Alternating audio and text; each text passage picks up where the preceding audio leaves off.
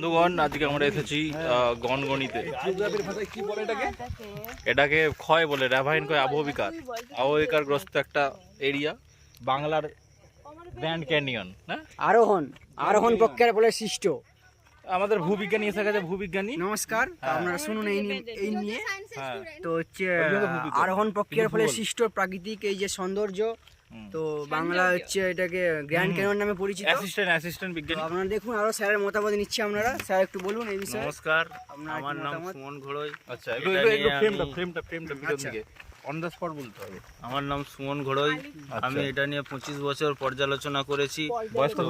আমার বয়স 25 বছর। আচ্ছা, আমি জন্ম থেকেই শুরু করে দিয়েছি। আচ্ছা।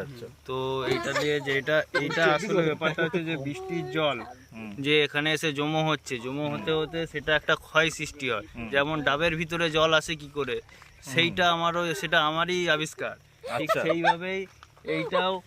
ডাবের ভিতরে জল কি করে আসে? ডাবের ভিতরে জল আসে, ডাবটা ছোট তো, তখন ঠিক একটা পাখি এসে হেগে দেয়। আচ্ছা, সেই হাগাটা ডাবের ভিতরে গিয়ে সেটা জলের সৃষ্টি হয়ে যায়। ঠিক আছে, তো সৃষ্টি করেছেন অনেক বিজ্ঞানী, কিছু ব্যাপার অস্বীকৃতি আছে। এটা তো বিজ্ঞানী জল খেয়ে গেছিল। জল খেয়ে সেইটা তো আমি পরীক্ষা করিনি এখনো। আচ্ছা। সেটা এখনো বাকি আছে পরীক্ষা করা। নেক্সট পার্টে হবে। তো সেটা আমি বলবো, সেটা পরে। এইটা হচ্ছে গাছগুলো বেরিয়ে গেছে, গাছগুলো কাটতে হবে, এটা বড় কথা। কিভাবে হয়েছে সেটা বড় কথা আচ্ছা, না। এবার আমাদের আবহবিকার কি মানে যেটা বলছিলেন বলুন। মানে কি কি বলছিলাম যেন? এই এরিয়ার ব্যাপারে গনগনির বিশেষত্ব। গনগনিটা হচ্ছে এখানটায় জল পড়ে গেছিল, জল পড়ে ধীরে ধীরে কেটে হয়ে গেছে এরকম জায়গাটা। সৃষ্টি হয়েছে। হ্যাঁ, মানে জল কোথা থেকে পড়লো? জল পড়েছে আকাশ থেকে। আচ্ছা, বৃষ্টির জল। হ্যাঁ, ইউ আর রাইট ব্রো। আর কিছু জানতে চান আপনি? আচ্ছা, বৃষ্টির জল পড়ে বৃষ্টির জল পড়ে এখানে ঝর্ণার সৃষ্টি হয়েছিল আজ থেকে 5000 বছর আগে। আচ্ছা, ঠিক আছে, তো এখানে পুরো কাদা হয়ে গেছিল। তখন তারপরে ইংরেজরা এসে কি করলো, যে ঘোড়া নিয়ে চলাচল করলো এখানটা। আচ্ছা, ঘোড়ার খুঁড়ে হয়ে এখান থেকে এরকম হয়ে গেছে জায়গা। আচ্ছা, ওই জন্য এটাকে কি আমরা অশ্বকৃতি না, হ্রদ বলি? অশ্বকৃত হ্রদ বলেনি কিন্তু এটা। আমরা তো বলি এটাকে। কে বলে?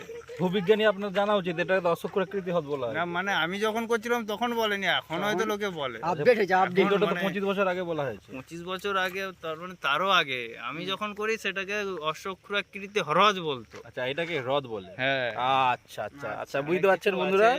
আজকে আমাদের এই দুজন ভূবিজ্ঞানী রয়েছে। পুরোটা বলতে গেলে এখন আপনাদের পরিচয়, আপনারা কোন ইনস্টিটিউট থেকে পাস করে এসেছেন? আমরা Surendranath college of commerce. Surendranath কলেজে, স্যার সুরেন্দ্রনাথ কলেজ থেকে পড়েছে, তার পাশের কলেজ থেকে আমি পিএইচডি করেছি। আচ্ছা, তো আপনারা যোগাযোগ করবেন, অবশ্যই কলেজটি ভালো, আপনারা সুরেন্দ্রনাথ যোগাযোগ করবেন। কলেজ অফ পাশে কমার্স। স্যার এখানে হচ্ছে একটু পর্যবেক্ষণ করছে এটা আমাদের হেড অফিসার। এটা আমাদের এখানে স্থানীয় ওসি, কারণ আমার সব স্টুডেন্টরা আছে তো, তাদের সামনে আমি কিছু বলবো। Officer in charge. আমি আচ্ছা, আজকে পড়াশোনা আমাদের রিপোর্টিং এই পর্যন্তই থাকলো। হ্যাঁ, দেখতে থাকুন। আমরা আপাতত রিপোর্ট করব, একটু বেলচা দিয়ে মাটি তুলে দেখব যে মাটিতে এখনো জল পাওয়া যায় কিনা, তারপরে আমরা রিপোর্ট জানাবো। ধন্যবাদ, সায়োনারা।